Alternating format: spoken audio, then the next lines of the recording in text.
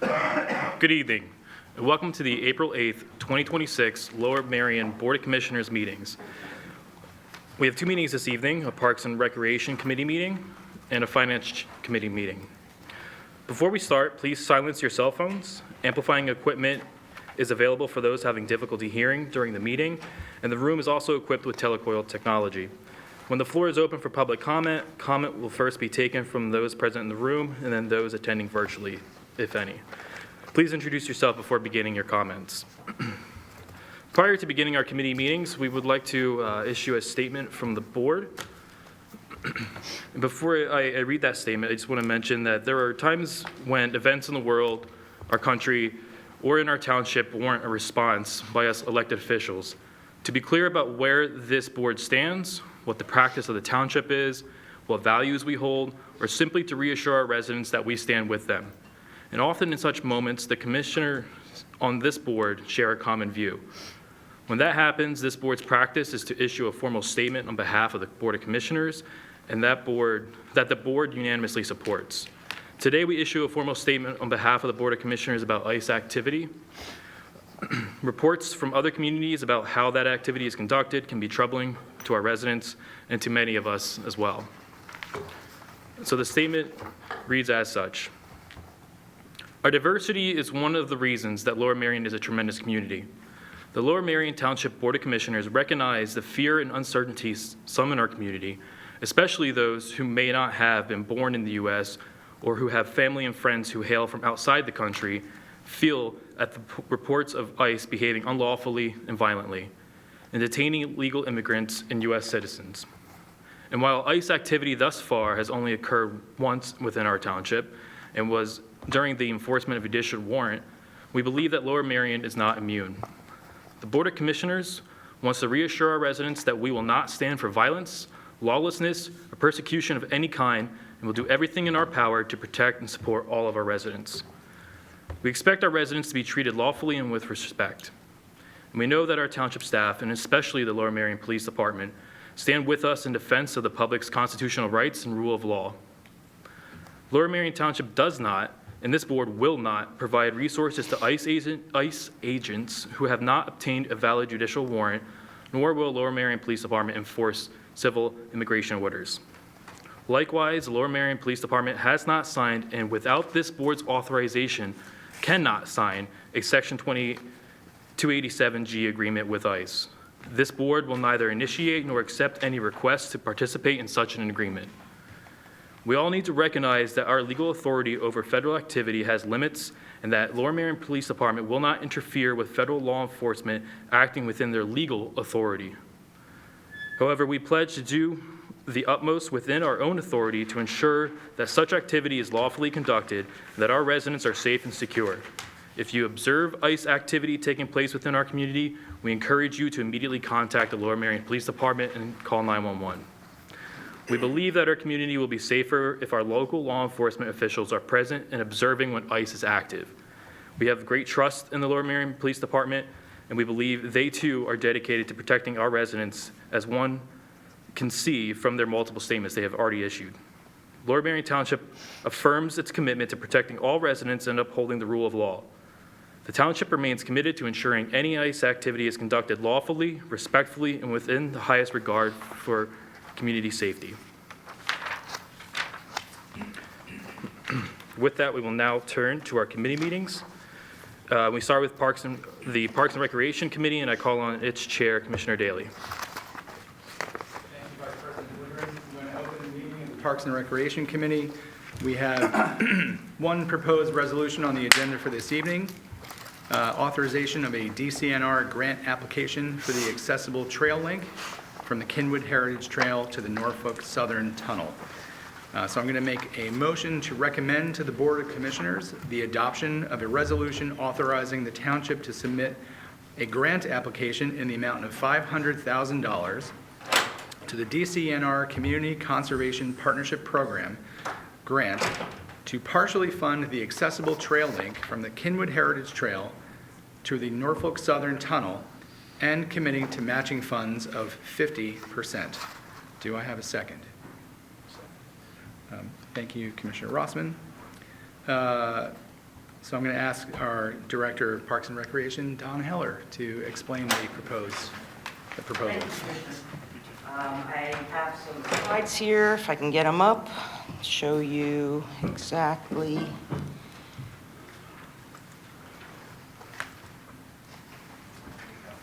Very good. Okay, and let's do slideshow.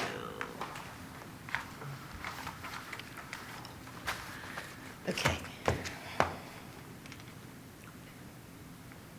All right, we're good now. So this project is filling a trail gap. You can see on the PowerPoint here, this is the trail gap we're filling between these two red lines. This is the Kinwood Heritage Trail from Belmont Avenue that runs now currently to City Avenue. And this gap is within a township-owned parcel. We got there by completing this project last year in 2025. This is the Norfolk Southern tunnel under the train track. So above is Norfolk Southern trains, which you can see in this image to the left. This project was completed in 2025, and that opens the door for these grant funds, because if we were to proceed with the connection prior to the completion of this project, it was basically a trail to nowhere. We currently we're in the process with another grant for this project for $1 million with DCED, an LSA grant application which has been submitted, and this is for an additional $500,000 for this connection. This is the trail area in the study. The current proposed dotted line on the lower portion where it says trail area is the proposed direction of where the trail would be implemented, with a circular U-turn over a bridge that spans a gap, a grading gap, to bring you down to the level of the tunnel to access the Penn Bridge and connect up with the Schuylkill River Trail on the other side of the Schuylkill River. Happy to answer any questions you have. Okay. Thank you. I'm going to open the floor for public comment. Are there any questions from those in the gallery? Seeing none, and Madam Secretary, we have no one on Zoom tonight, correct? Okay, thank you. Are there any questions or comments from the board? Yes, Commissioner Rossman. I'd like to thank everyone for their effort. I think this is such an important connection. We have the tunnel built. It's sometimes an eye-opener of what these things cost to build. But if you travel down that trail, you'll see how steep it is.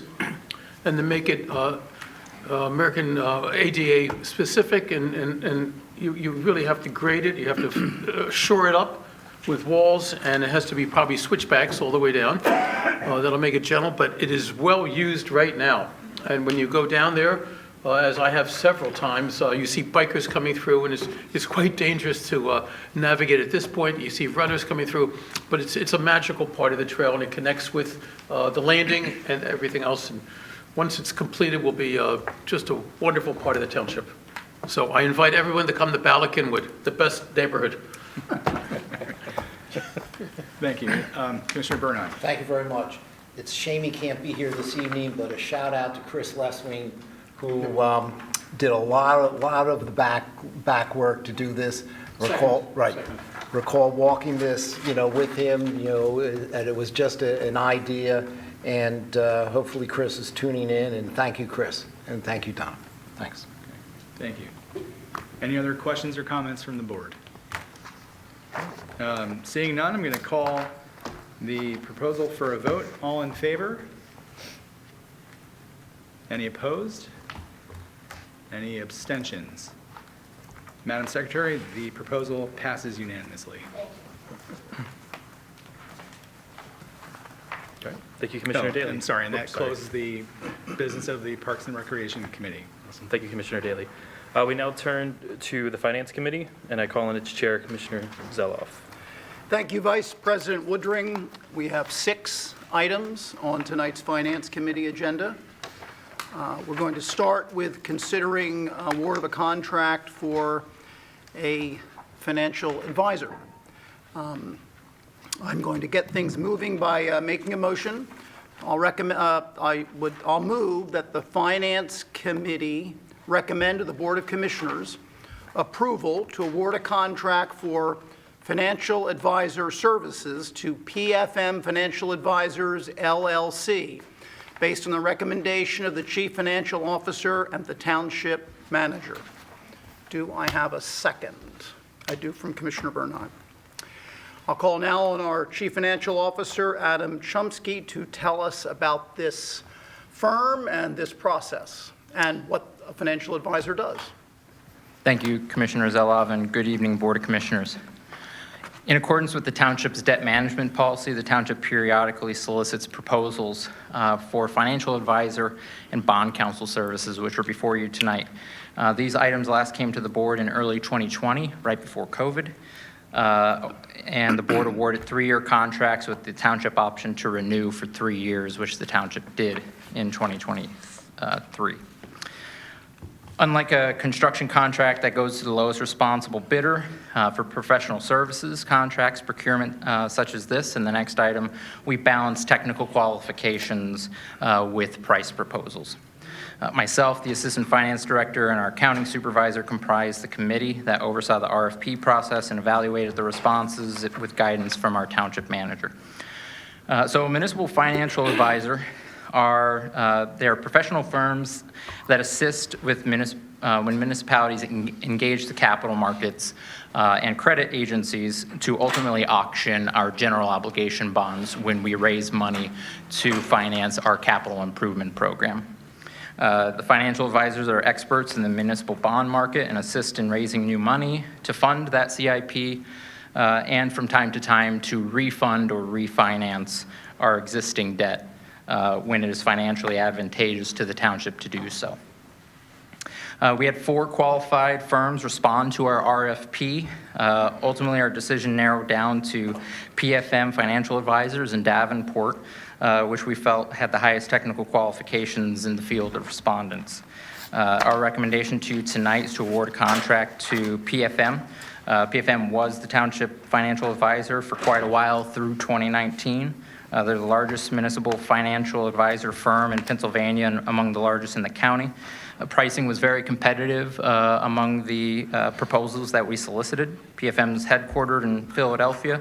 The team would be led by Daniel Kozlov, who has been before this board in the 2010s when the Township had various successful bond issuances, and did a great work. Our current financial advisor has done great work, but at this time we are recommending going with PFM. Happy to answer any questions you may have. Thank you, Adam. Do any members of the public here with us this evening have any questions or comments on this item? Seeing none, nobody's on Zoom, Jody, so you're confirming that. So now, committee questions or comments. Thank you for the explanation, Adam. And I guess just to clarify, since we have new elected officials, the role of a financial advisor, for example, might be to advise that when having a capital budget, the sound practice and best practice is to use debt to fund capital projects, because debt is long-term in nature and capital projects have a long-term life. So an entity, a governing body, would look to their financial advisor for that kind of advice. Correct. Okay. Comments or questions from committee members? Okay. Seeing none, the motion has been made and seconded. All those in favor, raise your hand. Are there any opposed? Any abstentions? Seeing none, Madam Secretary, that's approved unanimously. All right. The second item on our Finance Committee agenda is considering awarding a contract for bond counsel related to what we just did. I'll move that the Finance Committee recommend to the Board of Commissioners approval to award a contract for bond counsel services to Dilworth Paxson LLP based on the recommendation of the Chief Financial Officer and the Township Manager. Do I have a second? I do, from Commissioner Bernheim. Adam, can you tell us about this? Yes, bond counsel services are legal services as it relates to the issuance of debt. They assist in crafting our bond ordinances, engaging with the Pennsylvania Department of Community and Economic Development, who administers the Local Government Unit Debt Act that all municipalities have to abide by. They provide guidance on continuing disclosure and ultimately provide an opinion whether our bond issuance meets criteria to be considered tax-exempt bonds for federal income tax purposes. Here we also received 4 proposals and ultimately interviewed 3 of the 4 respondents. And we're very satisfied with the qualifications of all 3 firms. It was a difficult decision. We bring before you Dilworth-Paxson as our recommendation. We would be happy with any of the 3 that we interviewed, which included Eckert Siemens and Barnes and Thornburg. Our prior financial or bond counsel firm was Saul Hewing. Our lead partner on that engagement had since left Saul Hewing and moved to Barnes and Thornburg, one of the respondents here. So we did not field a response from Saul Hewing in our RFP, but some of their team had moved on to other firms in 2025. Happy to answer any questions you may have. Thank you, Adam. Do any members of the public with us this evening have any questions or comments on this item? Seeing none, Jody, same question. No one actually asked for the Zoom link this evening, so we won't have anybody from. Okay, thanks for clarifying that. Okay. Time for committee member questions or comments on this item. Does any committee member have any? Commissioner Kramer.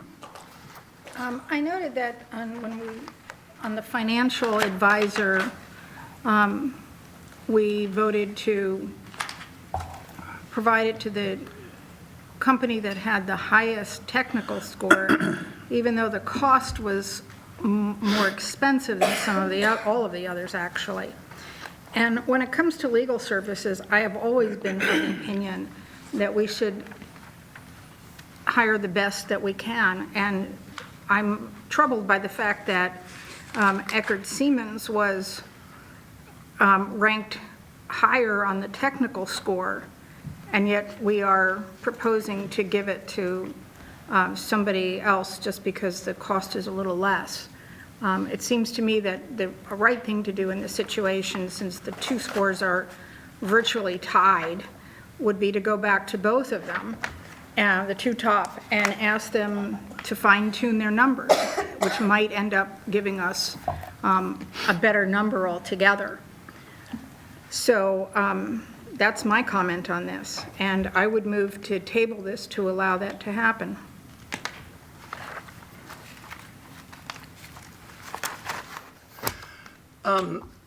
Who wants to clarify for me the rules on tabling? Do we get to have discussion? You would have to have a second for that primarily. Thank you. Motion's been seconded. Then I'll comment if I may. Commissioner Burnett? Thank you very much. As you know, each of these are highly skilled firms. Fact is, I know some of the players, even though they're not listed, who do the bond work on many of these firms. In reference to Dilworth-Paxson, when we were last taking a look and then engaged Saul Ewing, I happen to have recommended that they be considered, knowing in particular the individual who's the lead here, Liz Haiti, who, when you talk about technical skills, you're not going to find any better, and I would suspect that each of the other firms would confirm that fact alone. You've gone through the process. In the last go-around, we referenced Dan Kozlov, who I recall working with, who also technically was excellent, and I'm sure will be again. So here with this recommendation, the truth is we could have any one of them service us and service us well, and I don't think anybody would second guess this. You've come back here with a recommendation, and I wouldn't argue with any single one of them. Going back to the drawing board again, I would argue with. We've gone through the process. We have something here. We're not going to find anything different, than the recommendation that you have. So I would not support the motion to table this. We need to get somebody on board, and we'll do fine with these individuals. Other committee members with questions or comments? We have a process that has stood the test of time. This is not a new process. Am I right, Ernie and Adam? That's correct. This process is objective. This is a process that is entirely staff-driven. This is a process that we have used to select bond counsel and financial advisor for years and years. And we periodically make changes, as we are doing tonight. So I concur that the motion to table is not needed. So unless there are other comments, there has been a motion to table. All those in favor, raise your hand. Are there any opposed?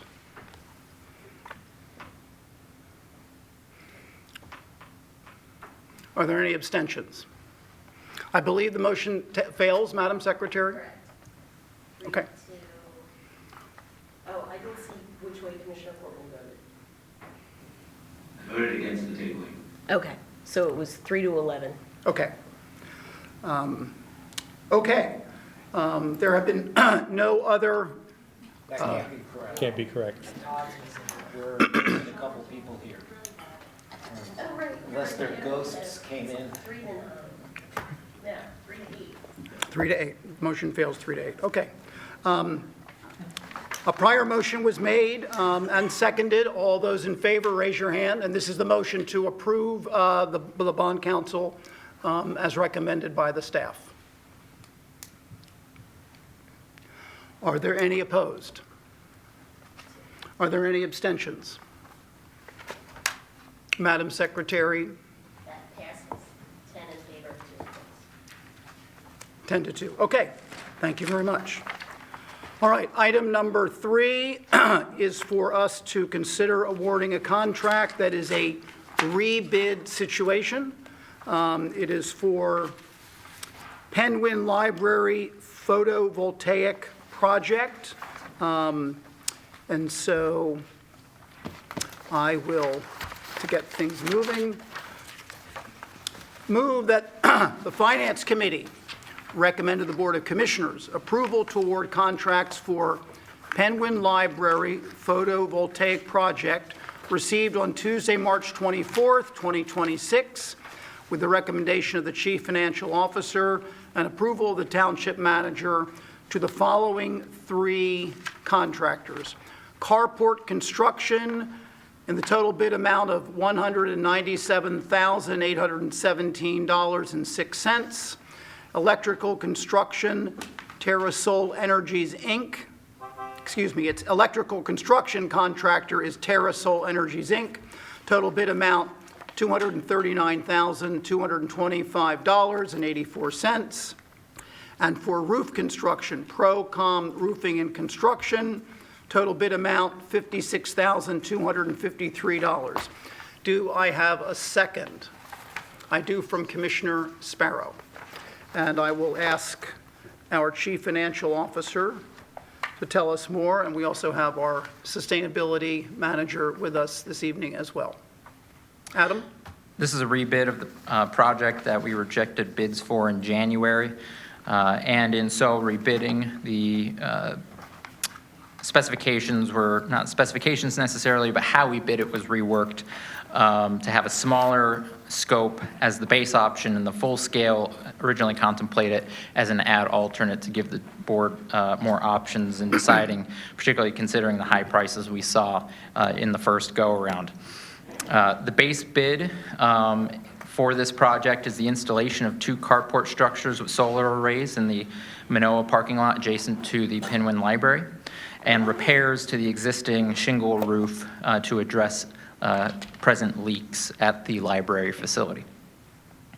The larger option of the 2 would maintain that carport structure, also have that, still maintain that carport structure, but in lieu of repairing the roof, we would replace it with a standing metal seam roof that would allow for installation of an additional solar array on that roof. Again, the metal roof costs came in very high and are ultimately the driver of the difference between our estimates. and ultimately the reason behind us recommending the cheaper of the two options at this time. Our engineers attribute this to higher material costs that have maintained, transportation costs due to recent fuel cost increases and the volatility in the market. The base option, if awarded and when completed, will generate an estimated 86% of the library's electric usage. And over time, we anticipate that the savings in reduced utilities and SREC income would pay back that net township investment of about $150,000. If the roof was replaced and solar added to the roof, the solar arrays, carport, and roof would generate 120% of the library's usage, so we would get credit towards other utility accounts for that amount above what is needed for the library facility. If we go with the smaller of the two options, the good news is the conduit work will be done for all the work to do the solar project later if the board so chooses. The plans are in place, so it wouldn't take much to go after grants and consider this in the future. Of course, there are tax credits available through the end of 2027 with the Inflation Reduction Act that will sunset at that time. So that would be a lost revenue potential source. So ultimately, the options before the board are a smaller scope or to pull forward the replacement of a roof that, if repairs are satisfactory, should maintain another 10 years of useful life. And as you alluded to, our sustainability manager is here, our engineers are here as well to answer any technical questions I might not be able to. Adam, can you clarify what is the staff recommendation? The staff recommendation at this time is to award the contracts for roof repair and the carport array. Great, thank you. Do any members of the public with us this evening have any questions or comments on this item? Yes, ma'am, if you can come to that podium and introduce yourself.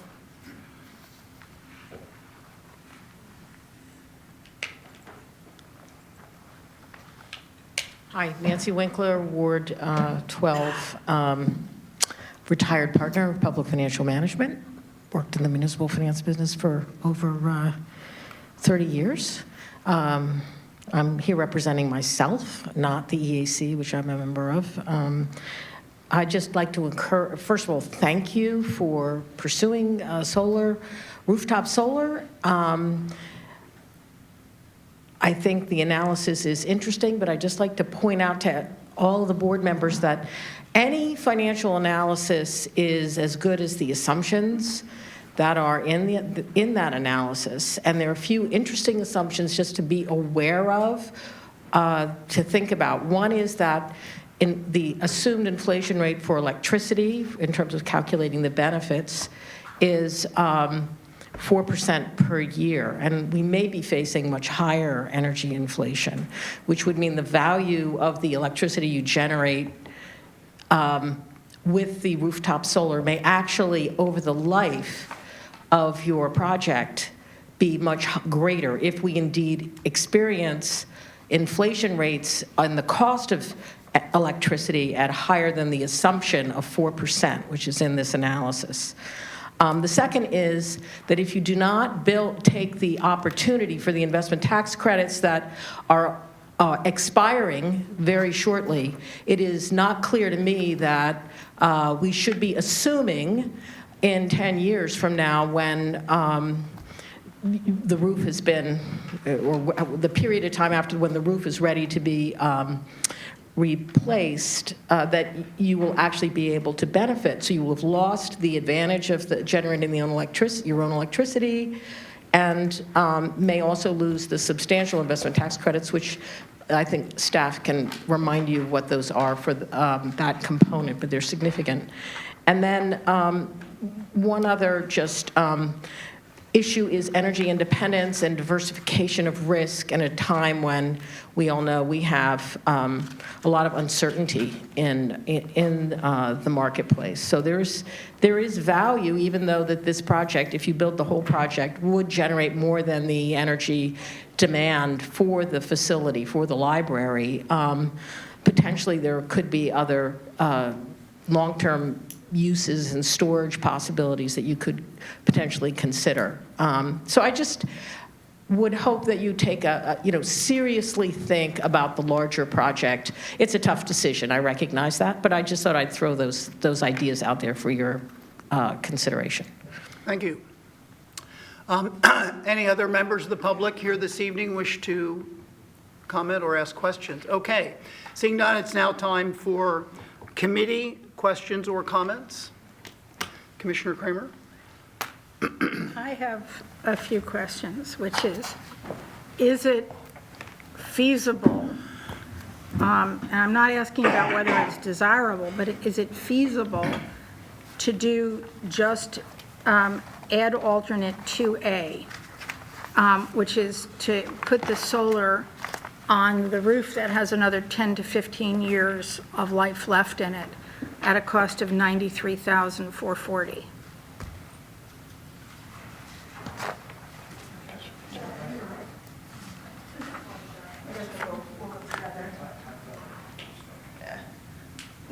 Hi, good evening. So in order to... Could you introduce yourself, ma'am? I'm I know sorry. who you are, but not everybody does. My name is Joanne Mosswork. I'm with the Office of the Township Engineer. Can you guys hear me okay? Great.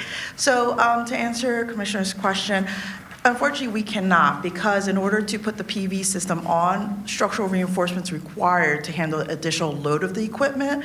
So that would require removal of the front portion of the roof in order to reinforce it, because we can't reinforce it from the inside because there's a lot of contents. It's a finished attic area. So it would require partial removal of the roof to access that structure, which is the rafters, reinforce it, put the decking back on, and then put a new roof system back on, which because of the mount and then in the area that has the current leaks would be also addressed, that would trigger a full replacement because it's a large portion of the roof. And then this way, everything's under one warranty. Right now, if you were to install the system, you would have a staggered life cycle where the roof has only about 10 years, but the PV system is about 20, 25 years. So in 10 years, if you need a new roof, you would have to take it off, salvage it, protect it, put the new roof on, and then spend money to put the system back on. So in terms of the roof system, it would be better to program it so it's with the cycle of the roof. How much would it cost to do the reinforcement? Based on the bids, the reinforcement by itself, excluding the roof portion, varied anywhere from about $27,000 to about $70,000, depending on which bidder you were looking at. Again, that excludes the roof replacement, so you would have to include that back in. You mean the roof replacement would be required if you It would be required, yes. You couldn't if do you the did roof the- reinforcement without the If you replacement. did the okay. All right, in that case, I certainly hope that we will take all the savings from this solar project and put it into another major solar project and take advantage of the tax credits, either at Ludington Library or at the Township Administration Building, as has been discussed before. And I know this is one of the priorities that the Sustainability Committee put forward, and I hope that this would, if we can take advantage of the tax credits, I would certainly hope that we would do another major project on that timetable and use some of the savings on this if we're not going to do the entire project.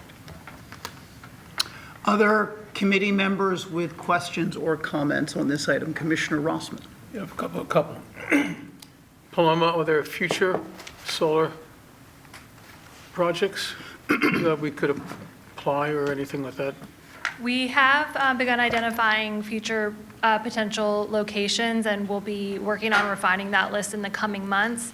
The goal is to, keep at it and keep putting solar wherever we can and getting whatever funding sources we can to make it happen over time. So I don't know if it could be broken down, but we have the parking lot, and the solar panels. And what percentage of electric would that take care of? At the library? In the library. About 86%. How much? 86%. So it's $500,000, am I right, to replace the roof and add the solar panels? Yes. And that gives us what, 20%? That would give us 120%. Combined with the carport would give us 120%. So an extra 40. So we're getting 80% with the parking lot. We don't have to replace the roof, am I correct? We could patch it. Correct. We could save $500,000 and apply it somewhere else or into another, Yep, like Gilda was saying, to get tax credits. exactly. Well, for 20%, that, seems reasonable. You know, it seems like a good savings for only, it doesn't seem like a great expenditure of money for just 20% of the electrical needs. Right? Okay. Thank you so much. Thank you. Other committee members with questions or comments? Commissioner Sparrow. I have a question. If the carport provides 80%, and then the roof would provide 40%, looking at future projects, are we, also with the understanding that the roof projects require potentially new roofs on whatever building we're looking at, are we looking at potential carport locations? Because they seem, at least at first glance, to maybe be more cost-effective and generating potentially, are there roofs that could provide 80%? Does this, I see what you're saying, yes. the sort of bang for the buck with the, What we're really doing is looking at all the township assets and anywhere that solar could go. We have a very ambitious goal of getting 100% of our electricity powered by renewable sources by 2035. So that'll really take every square inch we can find. So we're not really dividing it up by roof or carport per se. We're kind of looking at all the assets and where does it make sense, where maybe is there already a new roof or the roof already needs to be replaced, or where is there a big parking lot kind of thing, and just assessing it that way. great, and do you feel that we would be able to identify something prior to the expiration of the rebates? We are doing everything we can to make that happen. Yep. Okay, great, Okay. thank you. Seeing no other questions or comments, Commissioner Courtney, online. Thank you, Commissioner Zoll. I can't see who's at the podium, so I'll just shout my question into the air. When do these federal tax credits expire, and is this our only opportunity to take advantage of the additional tax credit for solar panels on Penn Wynne Library?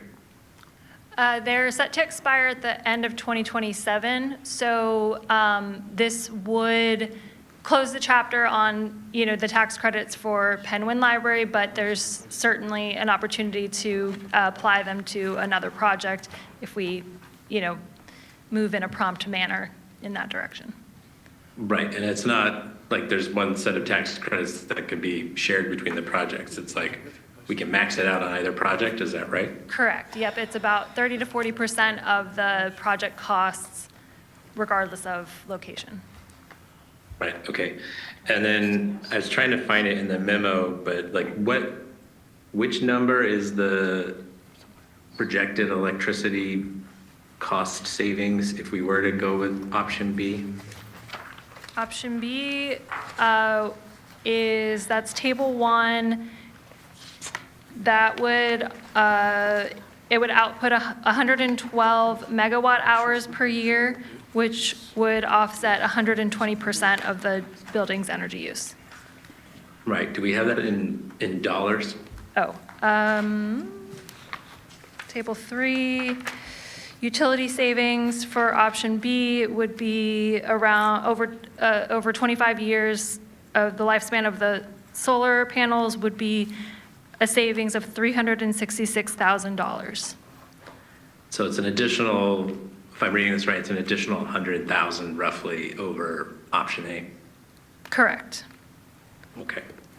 So by only doing option A, we're sacrificing, let me see if I'm doing my math right. The tax credit falls to 60, so that's 150 there. And so we're sacrificing $250,000 in savings, basically. That's correct. And that's at what I assume is a conservative projection on the electrical cost. I'm sort of Yes. thinking about Ms. Winkler's recent comment. I think everyone can see where I'm going with this. I think we should pursue option B even with the additional cost. This is a roof that will need to be replaced, and we get significant cost savings doing it now, even if the project does cost more than we initially projected. Thanks. Other committee members with questions or comments? All right, I believe that the cost-benefit analysis doesn't make sense here to go to option B. It makes sense to stay with option A, because going to option B is significantly greater in cost per marginal kilowatt. And to the question just asked by Commissioner Courtney, there may be a savings of $340,000, but there's a much higher cost to start of $587,000. So the cost to the township will be $250,000, which won't exist with option A. There are other projects, as Commissioner Kramer identified, Ludington Library and this building, the Township Administration Building, that seem to me are going to make a lot more economic sense. And we have a year and 9 months before the tax credits expire, and we have, I know staff is taking a look at these other options. So if there are no other questions or comments, the motion has been made and seconded. All those in favor, raise your hand. Time out. We're voting option A? The motion made, Commissioner Bernheim, is option A with the three contract awards for carport construction, electrical construction, and roof construction. I was not sure. Maybe Commissioner Courtney can explain whether he was seeking to move that we look at option B. I didn't realize there was a motion on the floor already. I apologize. I would like to, thank you, Commissioner Byrne. I would like to amend the motion on the floor to use option B instead. For discussion purposes, I'll second. A motion to amend has been made and seconded by Commissioner Bernheim. Okay. Questions or comments on the motion to amend? So I'll make one comment. Commissioner Bernheim. Okay, so it may seem inconsistent that I second it. I may not support it, but I did want to point out the delta between the two is not the $587,000. It's more like $430,000 less the savings. So the numbers presented by Commissioner Courtney do make this a little bit make this a closer call than that. I may not come out on that side thinking that it is still a considerable amount of cost, for that particular structure, and that if we can use those those benefit dollars for a different solar project, then we might, come out ahead in the net game, which is why I won't support this one. But I do want to point out, I think that Commissioner Courtney made a very, cogent argument. Thank you. Other committee members with questions or comments who have not yet spoken? Okay, on the motion to amend, Commissioner Kramer? I have a question about, in follow-up to what Ms. Winkler raised, the concern about electric rates going up. What are we seeing in terms of the increase in electric rates? Because I've been reading about it, but I can't quantify it.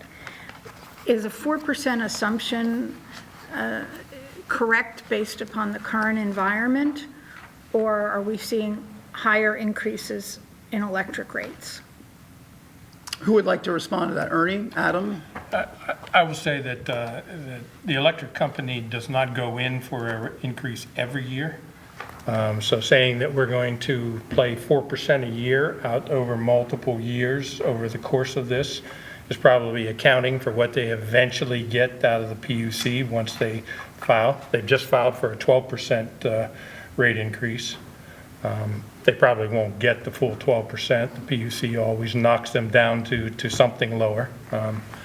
So when you consider that maybe they're getting a rate increase every year, or every other year rather, or every 3 years, the 4% may be high, may be low.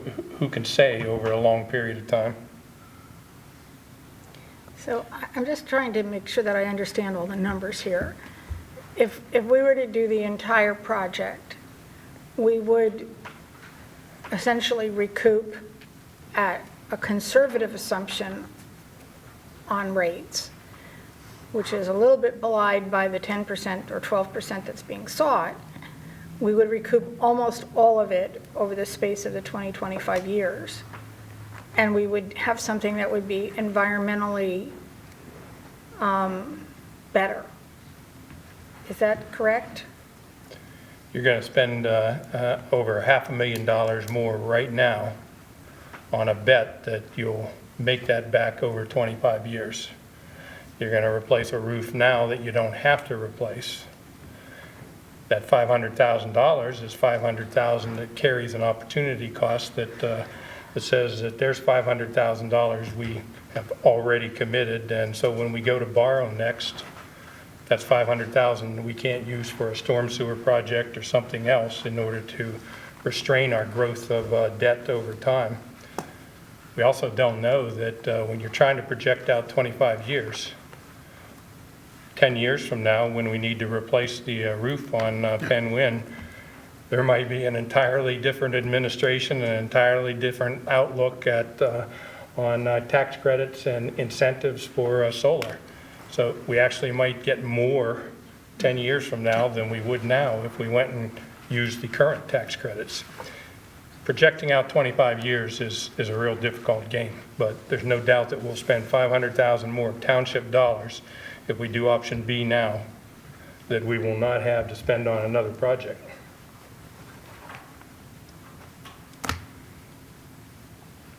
Other committee members with questions or comments? I'll just wrap it up by saying that $500,000 that Ernie's identified can go other places, like other solar projects that have been brought up. And this is a long-term decision, and right now, in the short term, we have some fluctuation and increases in energy prices, but that's very short-term, perhaps. So, and long-term decisions are very different context to make. Commissioner Courtney has made a motion to amend, which is to go with option B. Is that correct, Commissioner Courtney? Okay. All those in favor, raise your hand. Are there any opposed? Are there any abstentions? Madam Secretary, I believe that motion to amend fails. Yes. Okay. What was the count? I can't see the whole room. Right. All those opposed to the motion to amend, raise your hand.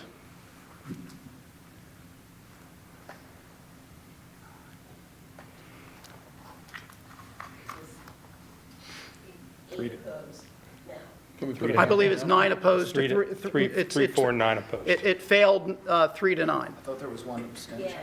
Yeah, that was me. There was an abstention? Okay. 381? Yes. Yes. Okay. So now we go back to the motion I made at the start of this item, which is essentially for option A. All those in favor of that motion, raise your hand.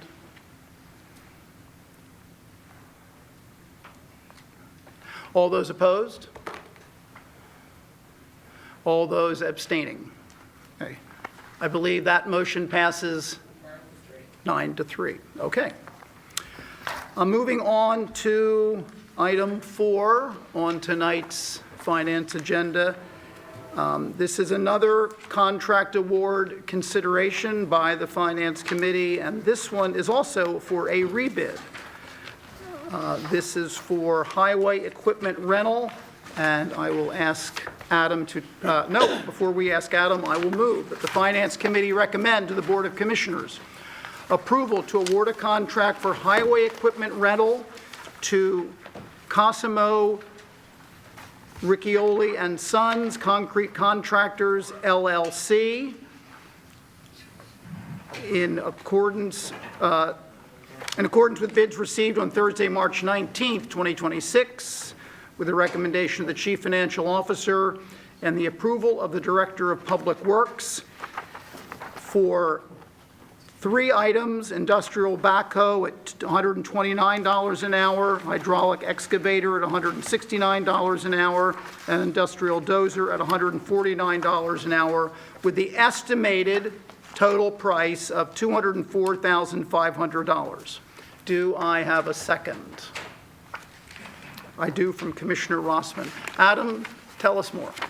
This is another rebid of an item we rejected in February for highway equipment rental, which includes the rental of not only the equipment, but operators of the rented equipment for excavation work, whether that's trenching, digging for sewer repairs, anything where we're breaking ground. And we opt to go with the rental for this as we don't carry the liability of potential damage to utilities under the ground if another party is doing that work. So we rely on their expertise to do so. We rebid this as the last time only one response came in at double the price we paid on our last contract. And that was a risk, but it did pay off. We received 3 bids, and actually that's the most bids I think we've received on this contract in quite a while. As Commissioner Zeloff alluded to, this is a requirements contract, so we establish hourly rates under this contract. The quantities are estimates for various work, whether that's part of our roadway programs, sewer repairs, and other emergent needs. Thank you, Adam. Does the member of the public with us this evening in the room have any questions or comments? Seeing none, time for members of the committee with questions or comments. And yes, I did expand the motion to include the hourly rates for the 3 descriptions, because that is essentially what this contract does. The estimated quantities also give us the total bid amount. But with those estimated quantities, we are not in any way obligated to require those services. And we may require much less or much more, but we've established hourly rates. Committee members with questions or comments? Seeing none, the motion has been made and seconded. All in favor, raise your hand. Any opposed? Any abstentions? That item passes unanimously, Madam Secretary. Okay. The 5th item on our agenda for tonight is a financial presentation. It is not on for a vote. I will call on Adam to make his presentation.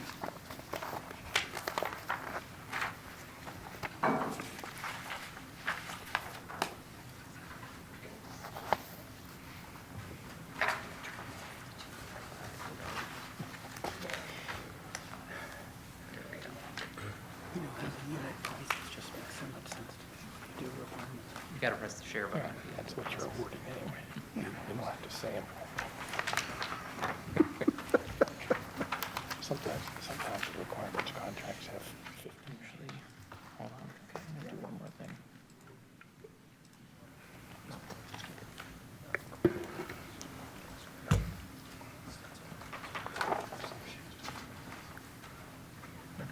Still shows the same way.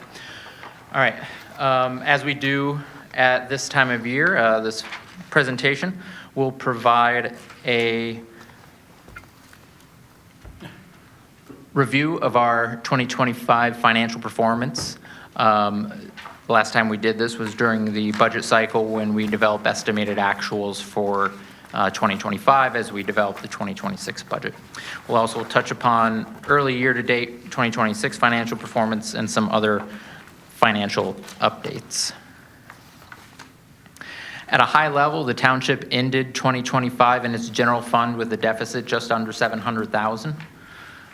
Revenues and transfers in totaled $78.2 million, about $1 million better than our estimated actual developed during the budget 2026 budget cycle. Expenditures and transfers out totaled $78.9 million, or within a fraction of a percent compared to our estimated actual developed several months ago. These results provide us with a ending 2025 fund balance of almost $24 million, or 30% of expenses.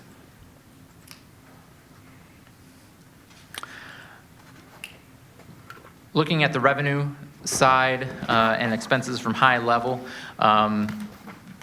much of our revenue categories came in very close to their estimated actual, with a few slightly on the upside, headlined by zoning and subdivision fees, building and electrical permits, and transfer taxes.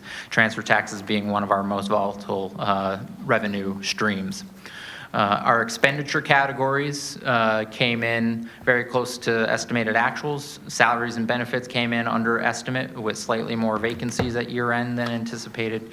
But we did have higher than estimated salt purchases and overtime. You'll hear that several times in this presentation due to the very difficult winter that we had at the end of 25 and into 2026.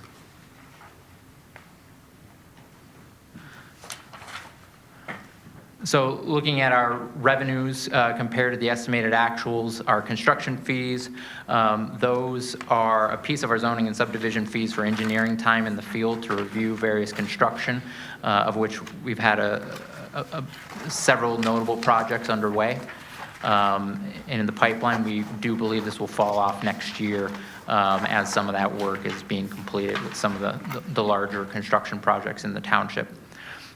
Real estate transfer taxes, we saw a few more commercial transactions at year end that helped beat our estimated actual, did come in under what we originally estimated in the budget for the 2025 adopted budget.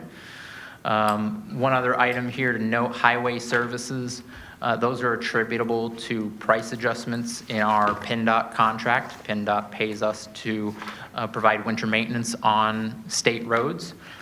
So there were some adjustments in 2025 for the higher than average winter maintenance efforts, and we'll see something like that in 2026 as well. On a year-to-year basis, looking actuals to actuals from 2024 to 2025, excluding one-time transfers, our revenues grew $4.2 million or 5.8%. Due to a bounce back in our business taxes, which, as we've discussed in prior financial reports, can be a volatile year-to-year revenue stream, and our real estate tax increase in 2025. I'll note here that the real estate taxes went up 5.2%, but we raised the millage rate 6.5%. That difference owes to the decline in assessed value in 2025, which we've discussed here during the 2025 year due to successful assessment appeals in the commercial space. Revenues that declined from 2024 to 2025 include the pool fees attributable to the closure of the Ardmore Pool during construction in 2025, investment income, as we had slightly less cash on hand and lower short-term rates for investments, and our health care refund, the PIMIC refund, which is related to our health care costs. It's a partially self-funded consortium that we participate in where we can receive credits back for actual claims performance versus estimated claims. So we did very well in 24, not quite in 2025, and we'll see that revenue stream shore up. We discussed our utilization during the 2026 budget development.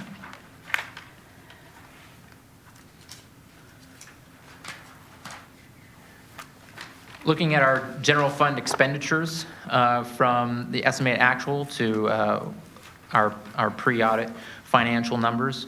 As I noted before, our net salaries and benefits came about 1%, within 1% of our estimated actual, slightly below.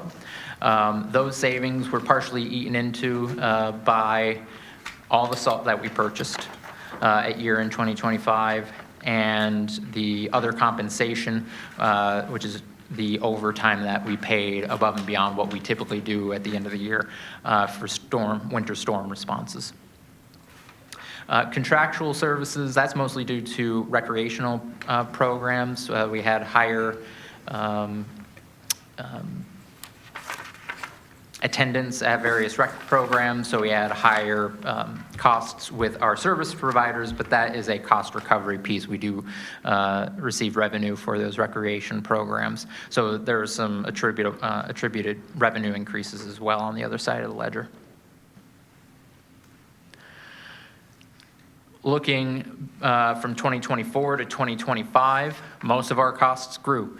The 700 and almost 800,000 of our added costs were salaries and benefits, obviously at a small percentage increase of 1.8%. That low percentage was attributable to basically a flat healthcare premium cost from 2024 to 2025. As we know, that is not the story going into 2026.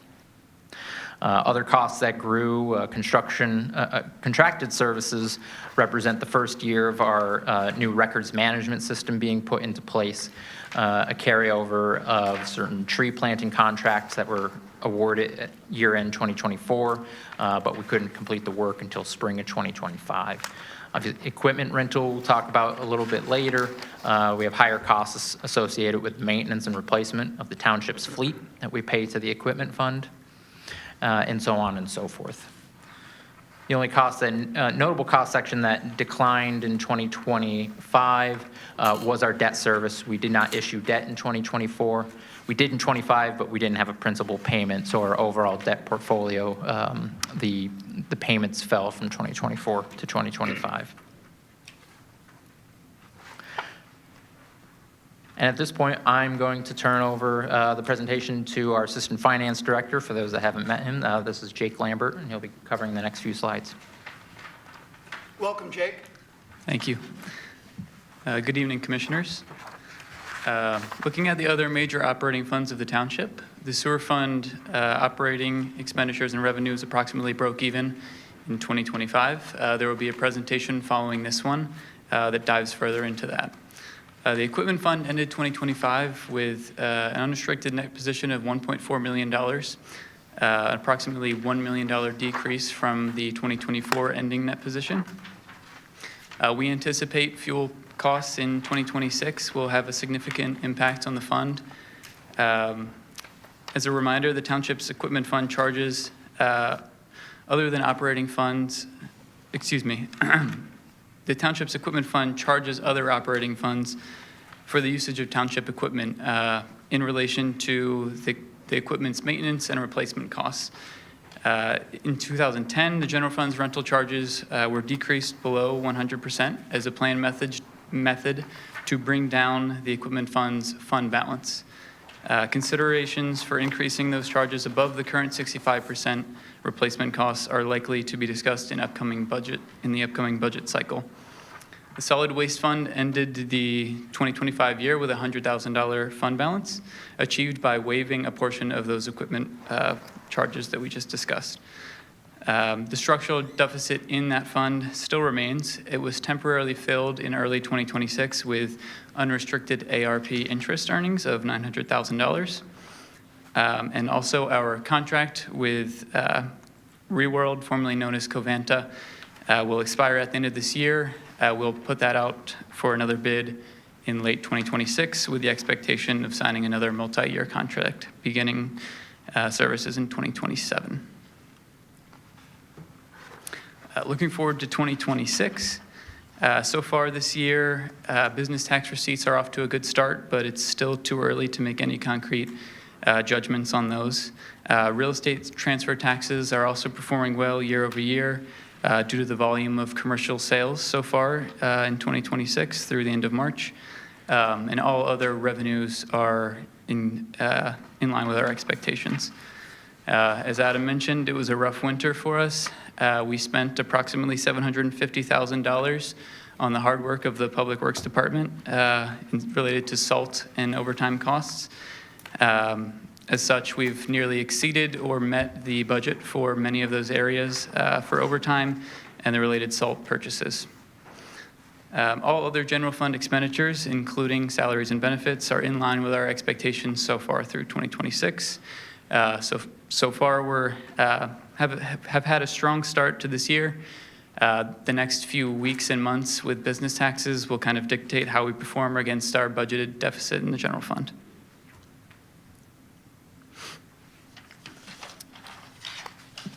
Looking at some of the other townships' funds, through the end of March of 2026, we have fully expended our $25 million allocation of ARP funds. The remaining balance there is unrestricted interest earnings that have been allocated to the Palm and Community Center projects.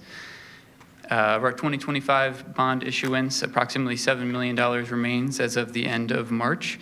We're working on cash flow models ahead of the June CIP workshop to determine the timing of our next entry into the capital markets.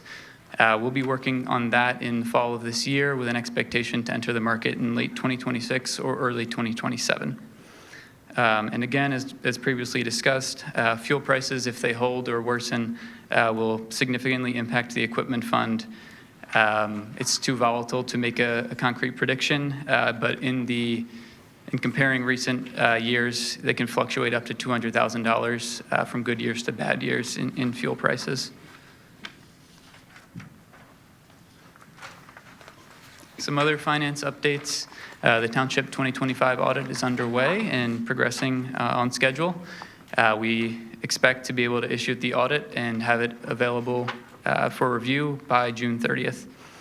The business tax team is working through user acceptance testing and training for our new business licensing system. Following this tax season in the summer, we anticipate to go live with the business license portion of that software. And then following that, we'll build out the local service tax and business tax portion of the software as well. And lastly, we are preparing an RFP to replace our finance and payroll software. We've been working with other departments to assess their software needs when it comes to kind of a holistic ERP approach. Some other areas would be asset management, licensing and permitting. We expect to be able to issue that RFP this summer with the hopes of bringing the board contracts for award by the end of 2026. And I will pass it back to Adam for the cleanup weekend update. Thank you. Thank you.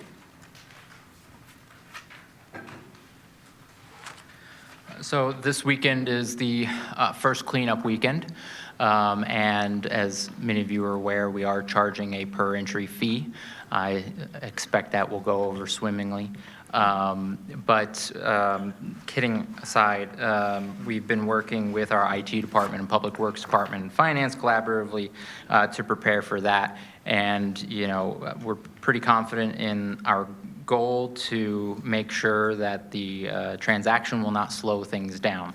We want to make it as seamless as possible. We'll be able to take cash and credit cards, check if someone brings their checkbook, but we'll have multiple credit card readers, mobile credit card readers.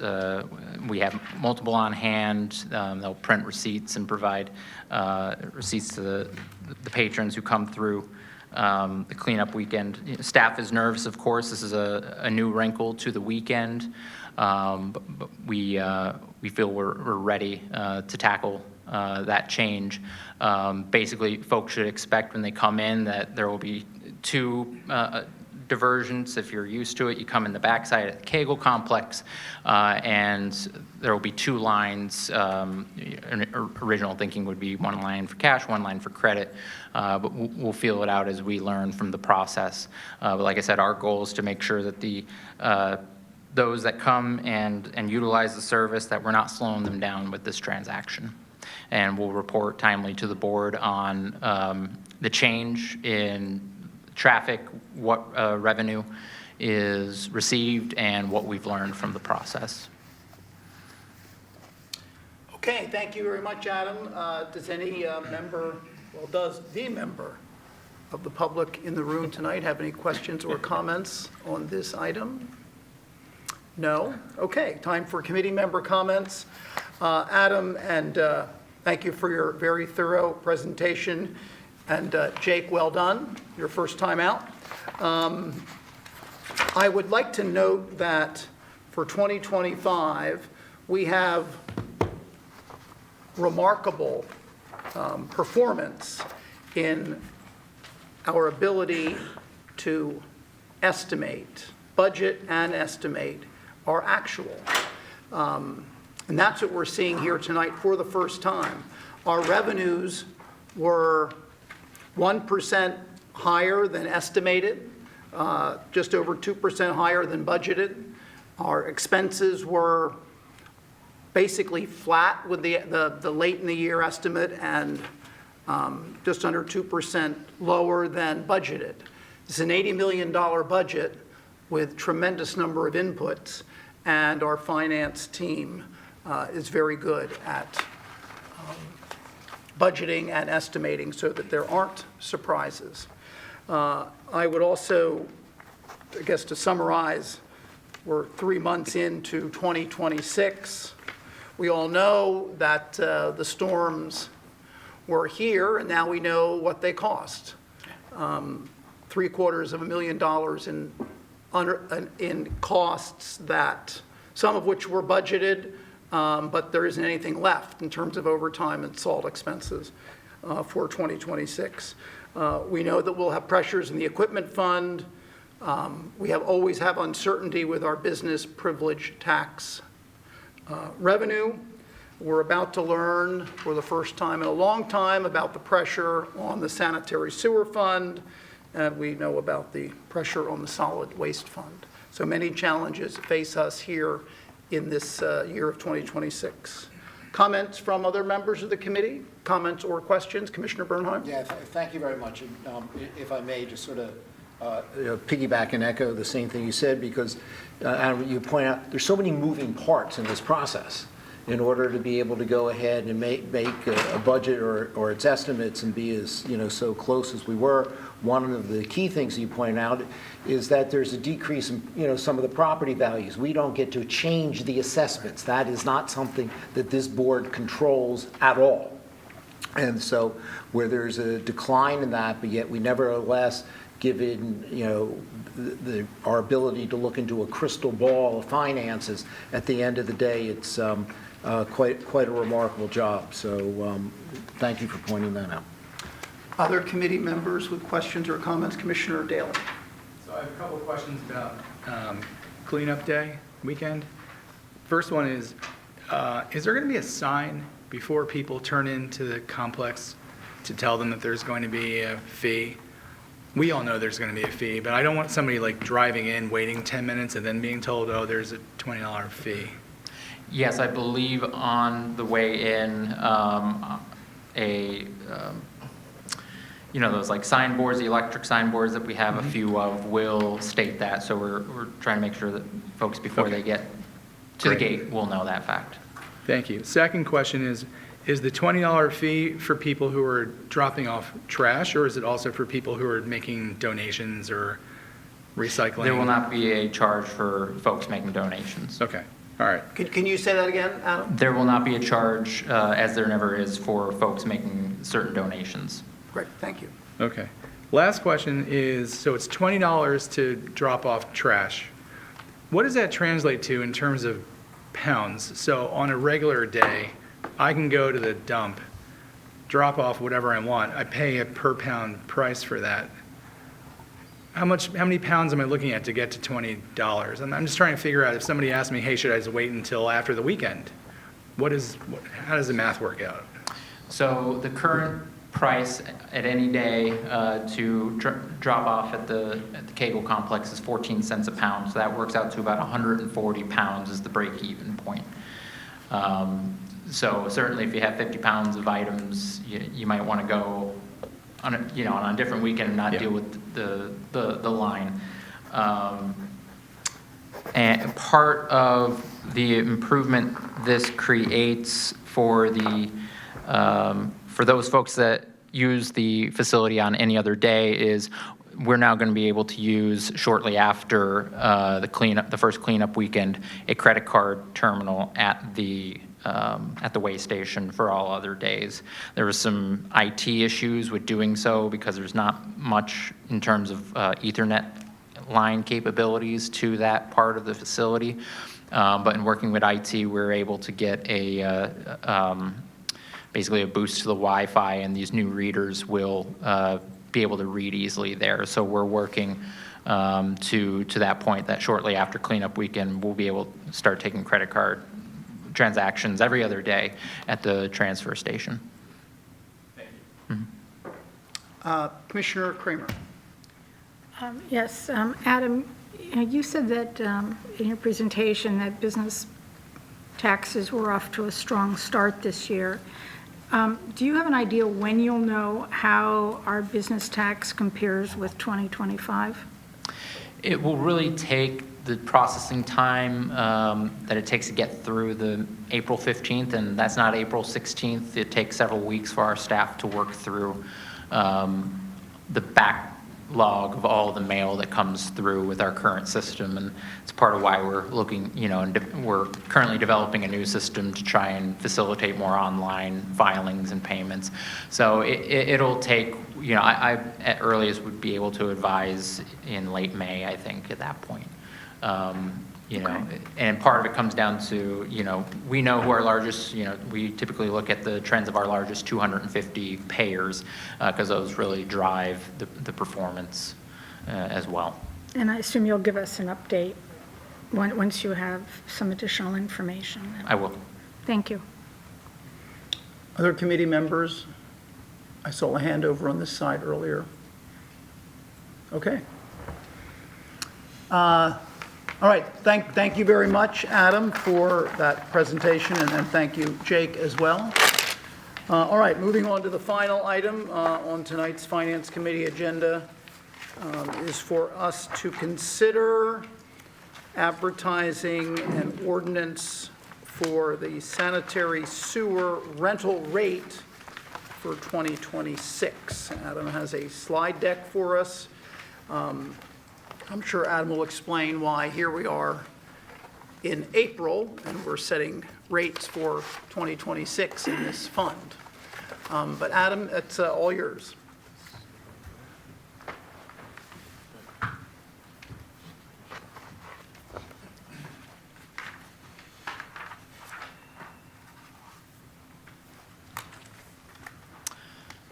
Bear with me as I get to my place in my large packet. So this is the time we typically come to the board to set sewer rates for the current year.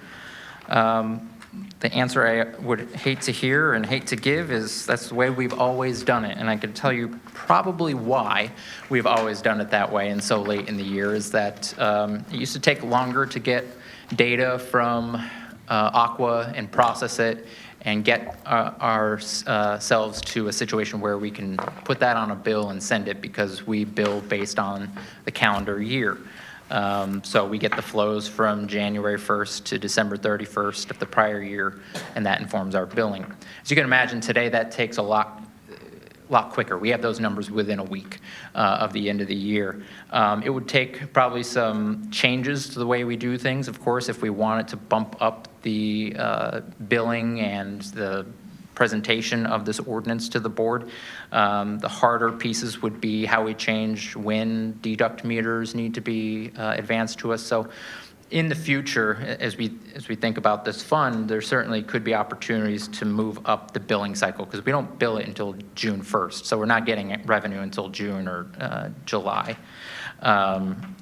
So there's a reason it's done that way, but I think particularly as we look at new ERP systems, we might be able to work through that in tandem with that new system.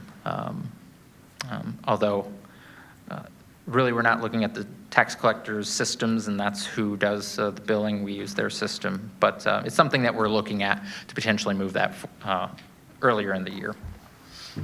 So the sanitary sewer fund is a separate operating and capital fund for the sanitary sewer operations of the township with user fees set for full cost recovery. Township code requires that the rental fee be set annually by ordinance, even if we're not changing the rate, to cover projected operating expenses, debt service, and a minimum 10% fund balance reserve.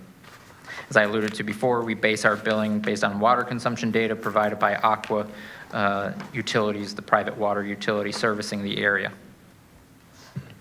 The Public Works Division comprises of an authorized staff of 18 full-time positions tasked with the maintenance of over 200 miles of sewer lines and 17 pump stations throughout the township.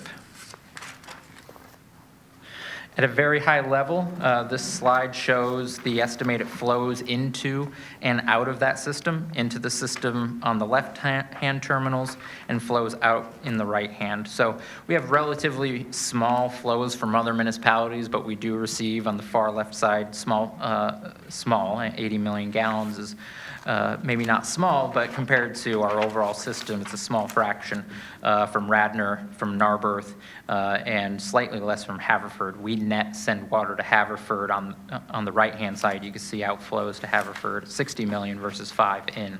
So we pay to Haverford for that net flow.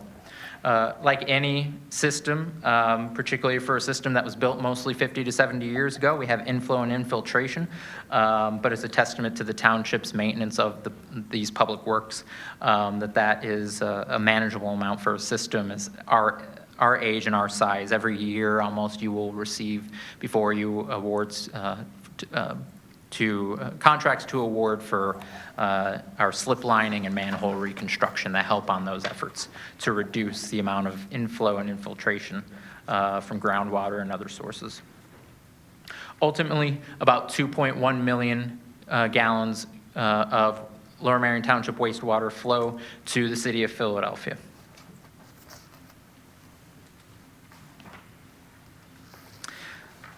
So our sewer fee charges to Lower Merion accounts make up about 7.1 to 7.6 million of the fund's overall $9 million revenue budget.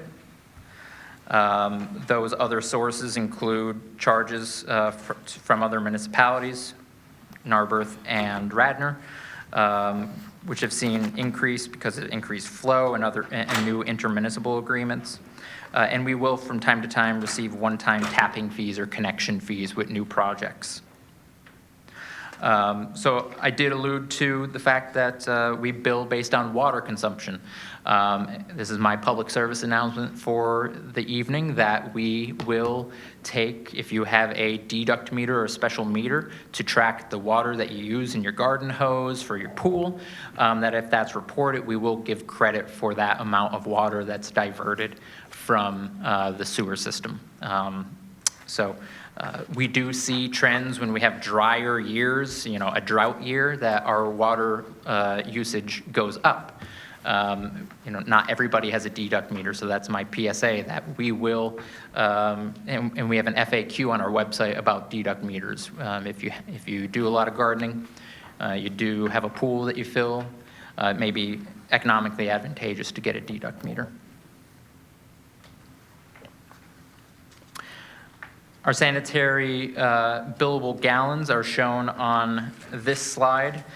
We average around 1.6 billion of billable gallons of water. We had a high point in 2025 as the 2024 year was very dry. And again, the year here is the billable year. When the water actually flowed is the year prior. So in 2026, our current numbers suggest a small decline from what was a high point in the last decade, and still slightly above our average at 1,624 million gallons.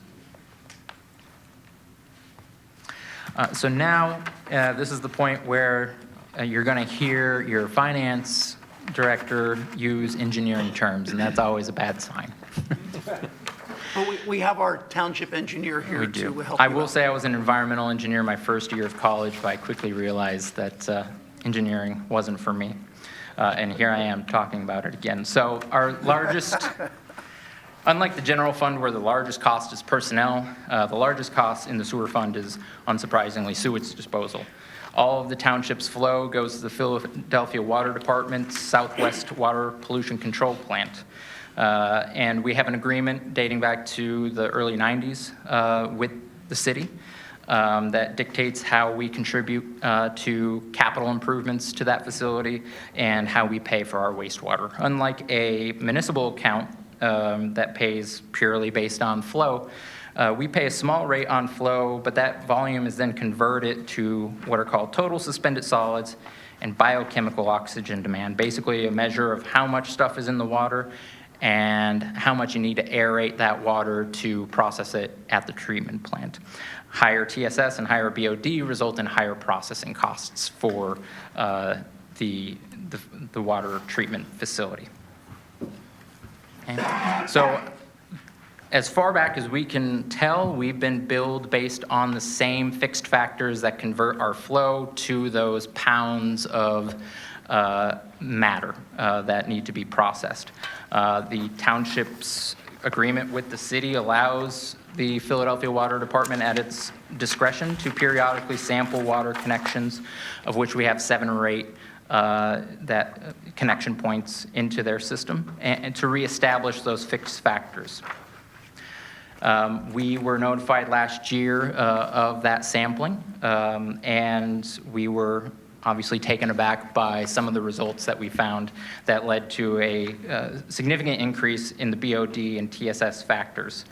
That will result in a very large increase to our estimated costs to the Philadelphia Water Department for our processing flows in the range of $1.2 to $1.3 million annually, or increase of 47%. And I'll get to a little bit of what the staff has been talking about in response to those new fixed factors. Overall, our operating expenditures in the fund are projected to be $11.2 million this year. The sewage disposal number here is a little bit higher than the last spreadsheet. As you'll remember, I said we send water to Haverford more than we take in from them. So that's the additional cost in the sewage disposal number here. That totals about $4.2 to $4.3 million based on our estimates. And again, that can fluctuate depending on whether or not we have a dry or a wet year, depending on inflow and infiltration into the system and water usage. Overall, sewage disposal, debt service, and personnel account for over 75% of our operating expenses in the fund. So it goes without saying, with this shock of the added costs to our sewage disposal, that our financial projections did not fare so favorably when looking at rates at their current levels of $4.51 per 1,000 gallons. We had a near break even in 2025, and we have healthy reserves in the fund that do put it in a good position to tackle this issue over the coming years. And we don't have to tackle it all in one. But we will not be able to meet the 10% threshold without a rate increase in 2026. Looking out several years, as we do at this point, if these fixed factors hold over the next several years, and with some inflation, we anticipate that rates will have to increase about 35% in the next several years to close that structural deficit. Here I provide a fund balance trajectories with various rate increases. So if you take the bottom line, obviously the dotted bottom line is our 10% fund balance policy in the fund. The next line up, the gray with the X's marked, would represent a 12.5% increase this year, 12.5% the following year, and 10% the following year. Obviously, we're looking out 3 years. Things can change, but based on where those new sewage disposal costs are and inflation estimates in the next few years for personnel and for sewage disposal, again, we expect to need to raise rates as much as 35%. We haven't raised rates in quite a while. We'll get that to a moment, but just for a frame of reference, from 2007 to 2012, we raised rates 64%. So we had rates at a stable level quite a while. We had cost pressures then that the board addressed at a higher scale, ultimately, than what we're currently looking at right now over the next several years. What does this mean to the average resident? This slide presents to you the 2025 fee at various usage levels and the 2026 fees depending on the rate of increase. So I'll just take the middle line there, 150 gallons per day. If that's your usage, and you do not have any deduct meter reads, your 2025 sewer rental fee was just under $250. The added cost to that account obviously depends on the rate increase. If we do a 12.5% increase, their bill would go to $278, or down below you see an additional cost of $31. So that's, in a sense, the way to read this table. Read across to see the new charges to that account based on usage, and at the bottom half, the added charges compared to 2025. These bands, 100, 150, and 250, roughly correspond to the 25th percentile, 50th percentile, and 75th percentile of usage in our data. Just for sake of comparison, and ultimately we are bringing forward the middle path that we presented, but this is a bit of a choose your own adventure. There, ultimately the path is where we get to at the end, and certainly we can discuss the best way to get there. If we do a 17% increase in 2026, we're still looking at a $800,000 deficit, but certainly within our fund balance policy, and would represent the first likely several increases over the next several years. The 2027 and 2028 numbers here show how to get roughly break even over the course of 2027 and 2028, with 10% and 7.5% following there. But of course, as you can imagine, the aperture of possibilities expand as you go out in forecasted years. As I mentioned, staff recommends a 17.5% rate increase, which basically mirrors the expense increase that we're going to see in the fund. That rate would correspond to a charge of $5.30 per 1,000 gallons.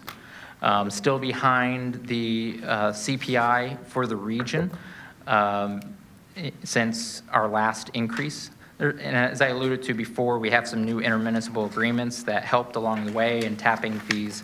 That's the reason why some of our fees hadn't grown in that time. Even with the proposed increase, we're still among the lowest in the area that bill purely based on consumption. Haverford Township being at $5.50 all the way up to Radnor at $13.46. Other municipalities do bill in different ways, such as a fixed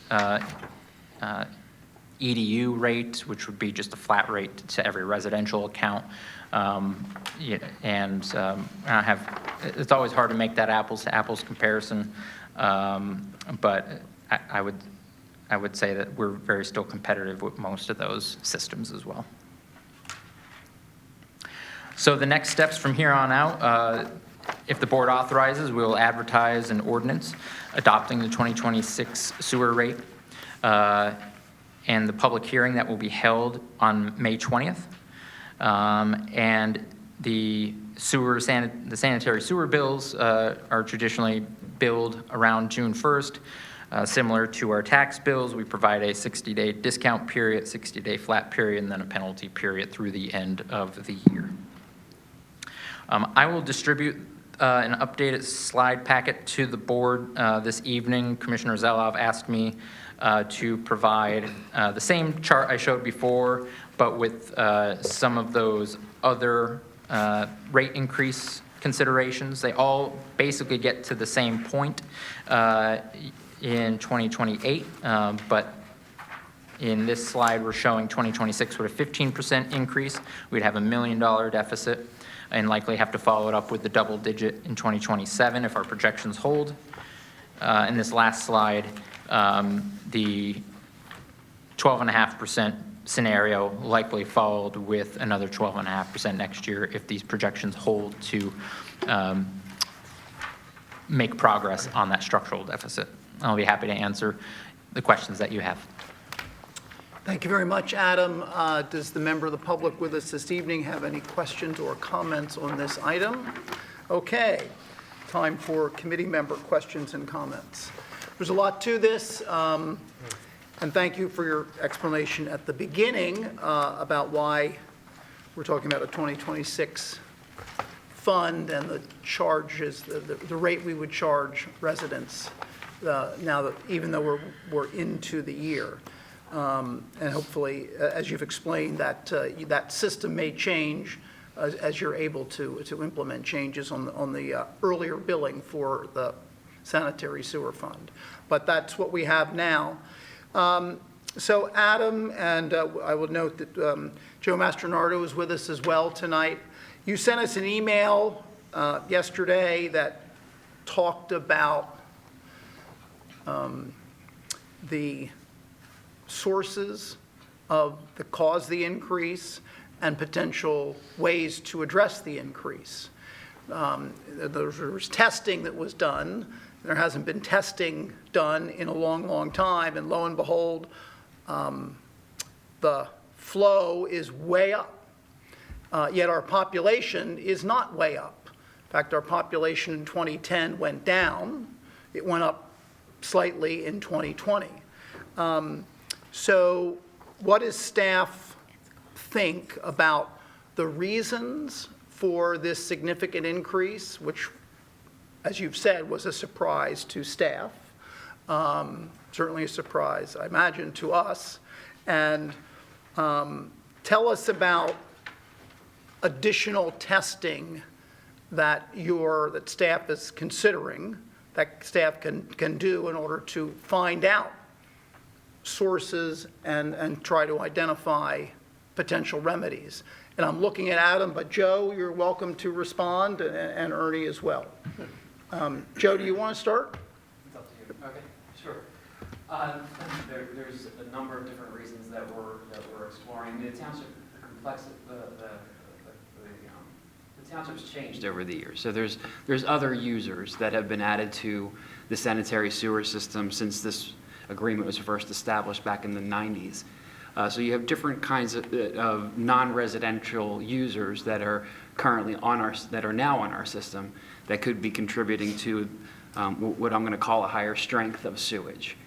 Your flow rates have trended down slightly over the years, and that could be due to the infiltration and inflow work that we have been doing to try to reduce non-sewage infiltration into the sanitary sewer system.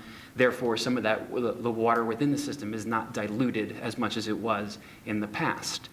We have dry periods as well, where that's not allowing other water into the system that would dilute the concentrations that PWD had measured.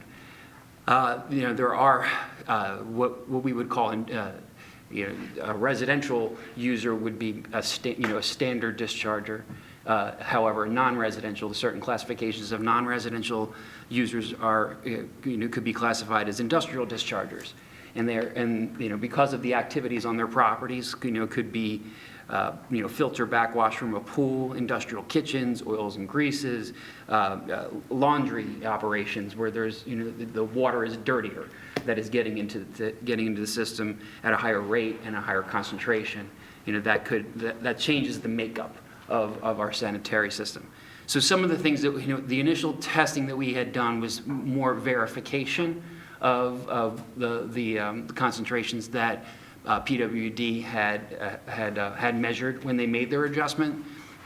Somewhat conflicting results because of the fluctuations in the sanitary sewer system over time. So the initial testing basically inconclusive, but it does at least somewhat support that there is a change to the system, and the first question we need to ask ourselves is, how often is PWD going to reevaluate our system and adjust those rates? We don't know that answer yet. So additional testing or verification testing may not be necessary at this time. But what we would like to do is to identify those non-residential uses or properties that would have that may discharge a higher strength of sewage. We can isolate them either by, first by auditing the system, finding out where those uses may be located within the different drainage areas within the township, and then we can do testing in our sewer to kind of isolate that flow to see, on this line, do we have a higher concentration of sewage as opposed to some of the other lines? And if that's the case, then we can do further investigation to see what's contributing to that.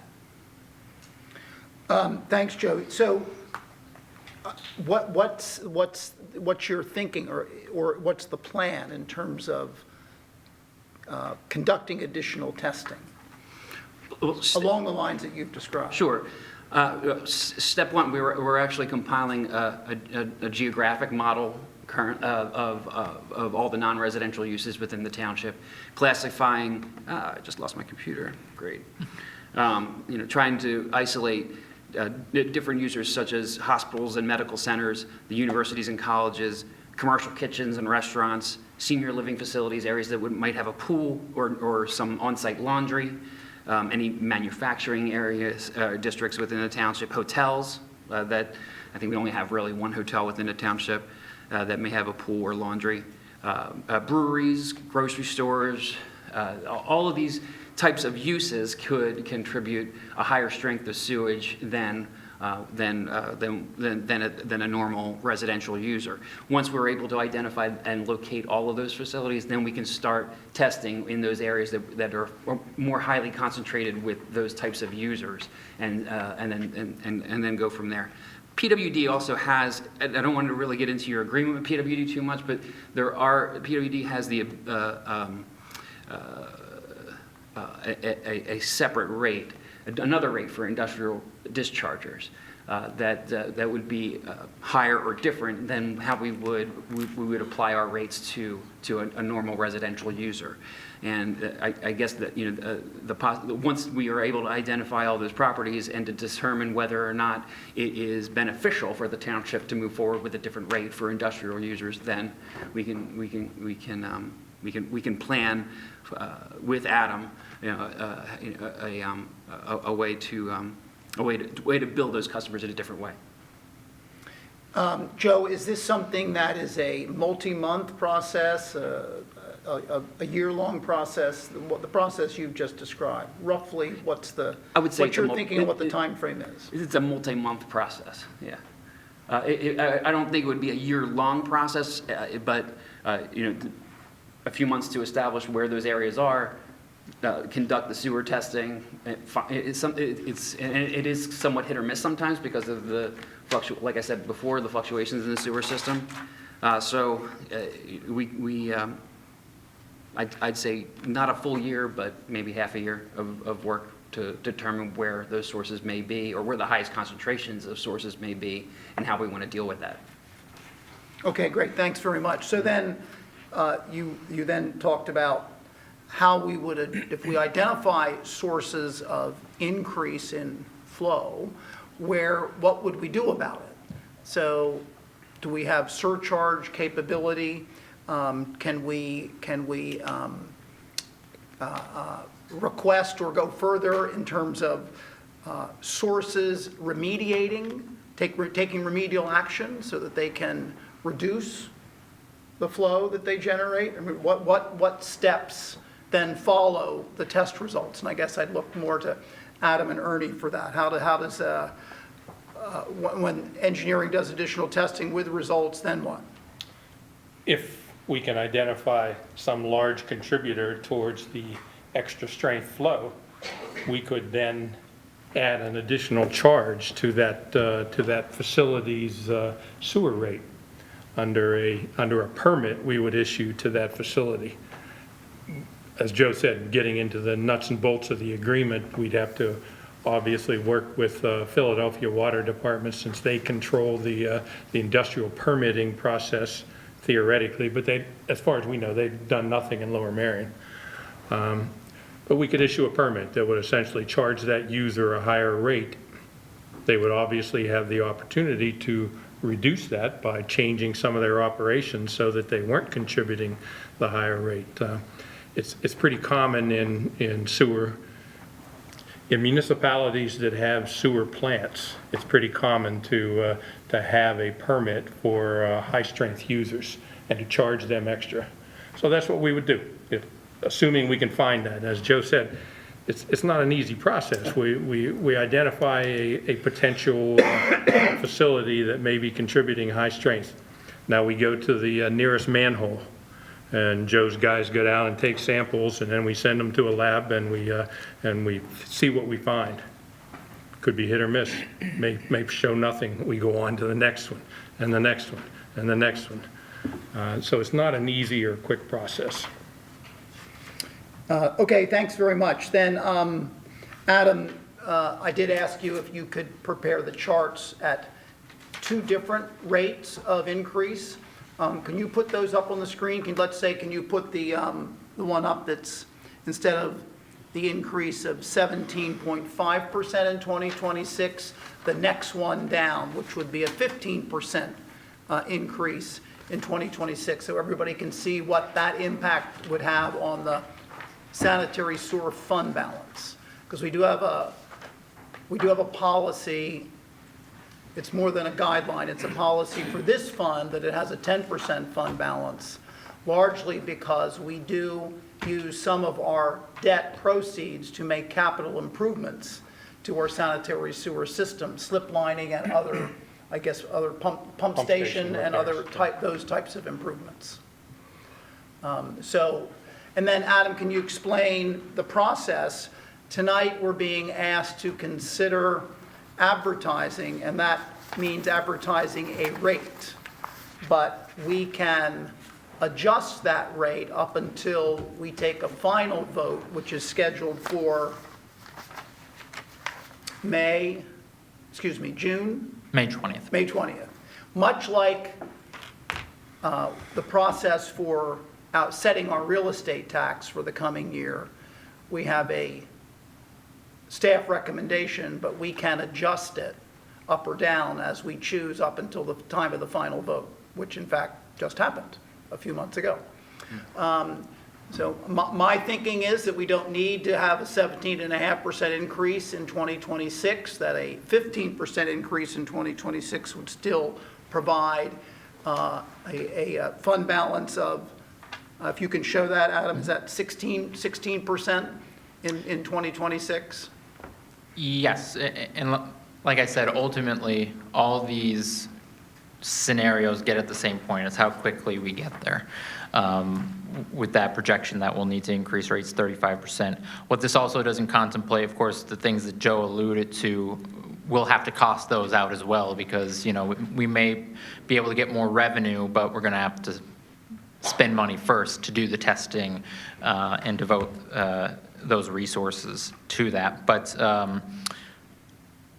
so the staff recommended proposal, which again basically matches our rate increase with the total expense increase around 18%, is shown here, which if we just want to focus on the ending fund balance and the percentage, 2026 would be 2 million or 18%, following year 1.8 or just below 16%, and then 1.9 or 16% in 2028.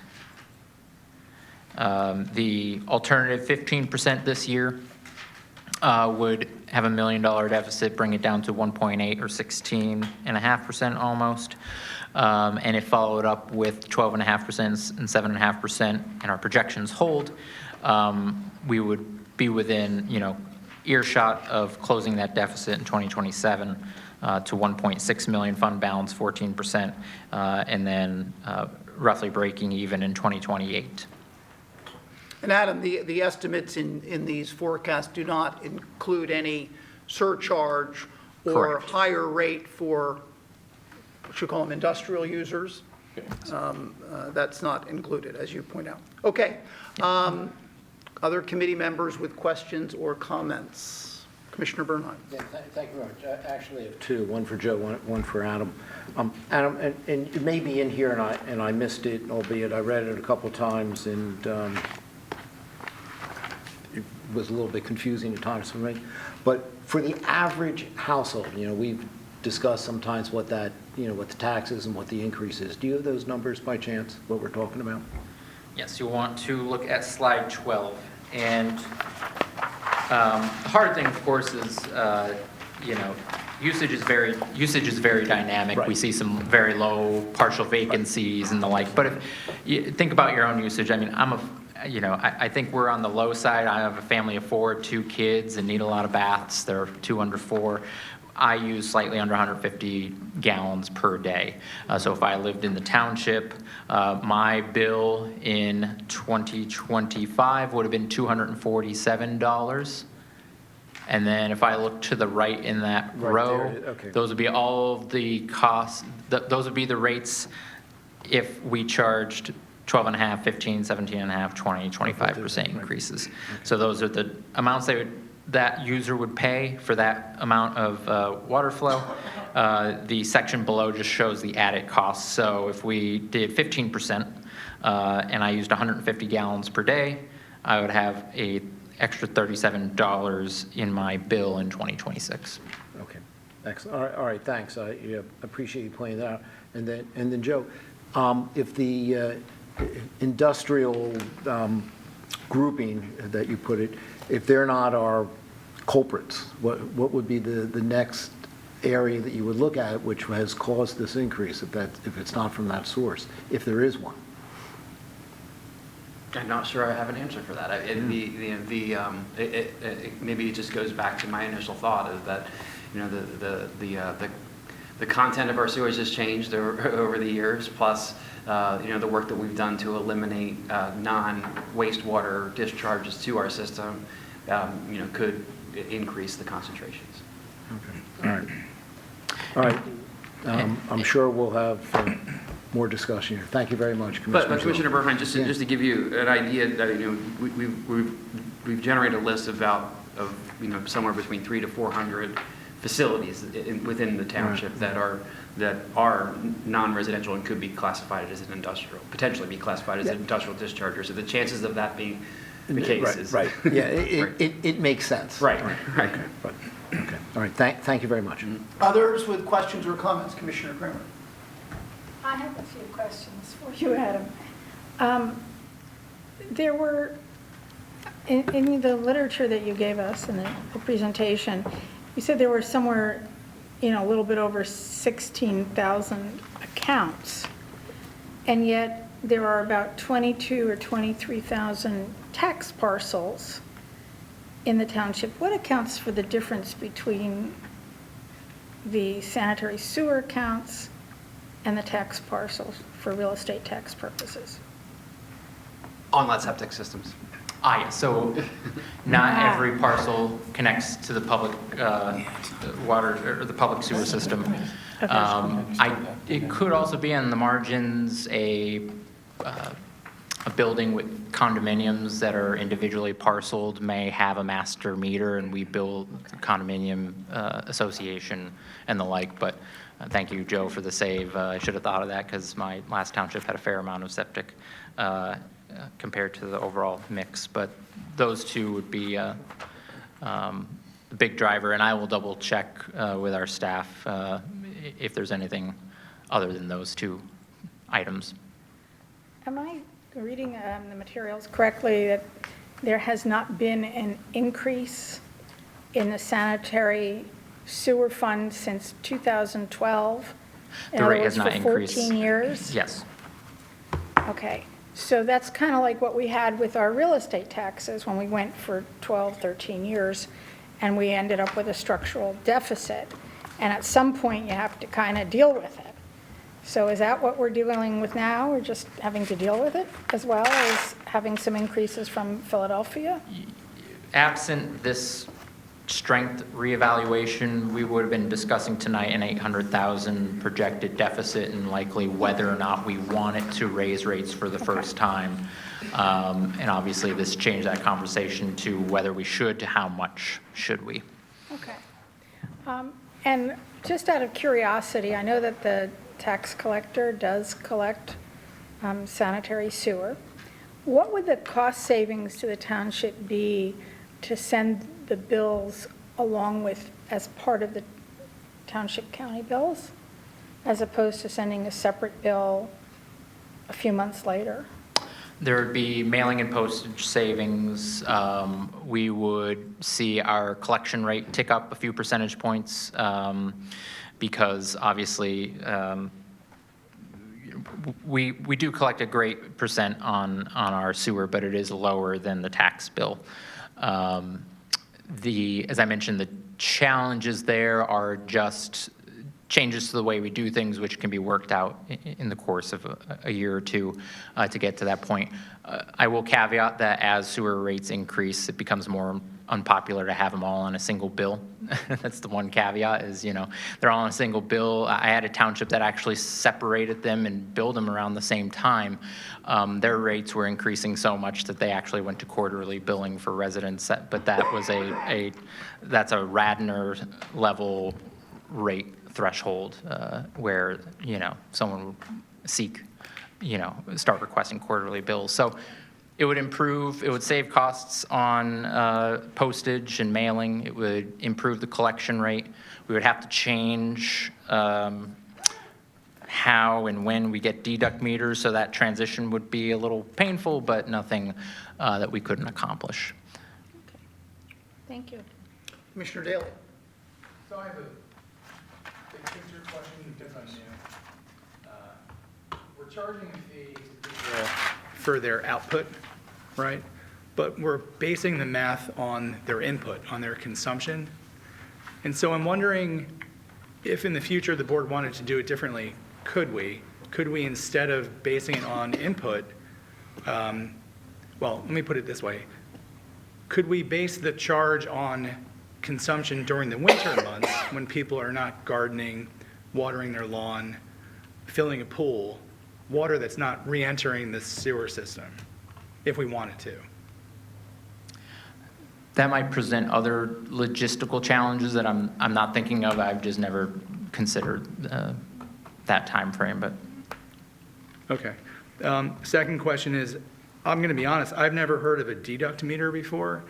Is there anywhere, could you or Lori or somebody send me or whoever wants it, wherever on our township website where that concept exists? Because I'm guessing most of my neighbors have also not heard of that before.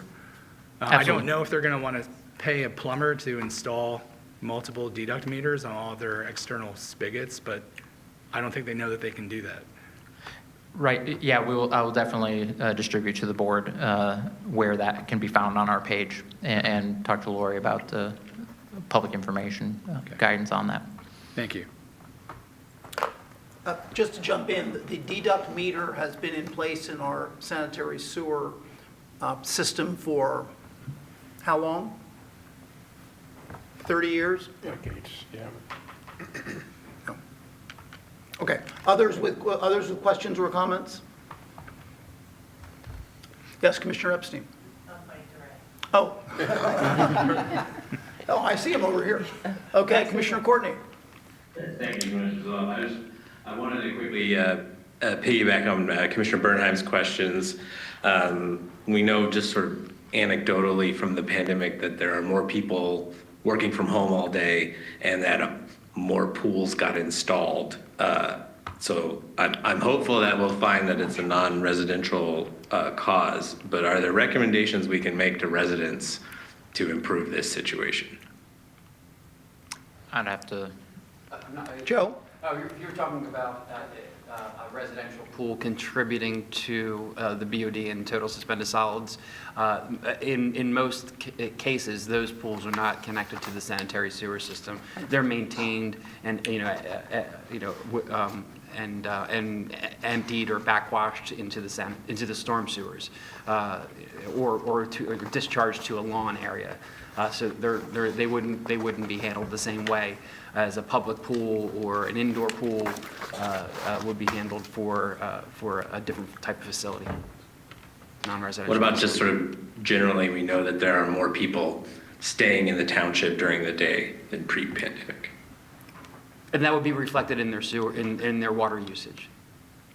Okay. Is there a behavior change you could recommend that would improve this situation that we should start asking residents to do, right? Asking residents to compost reduced solid waste. Is there something we can ask residents to do to improve the quality of our sewage waste? Sure, anything that any organic material that goes into your garbage disposal contributes directly to suspended solids and BOD. And that's why those industrial kitchens are, one of the higher contributors. A normal condition kitchen is not, but like you said, Commissioner, if they would prefer to compost that as opposed to putting it down the drain, it would reduce their contribution to the sewer system. Okay. Look forward to hearing your findings soon. Thank you, Commissioner Zell. Other committee members with questions or comments? Views on, committee members on the rate? We have choices. We do have a recommendation, but we can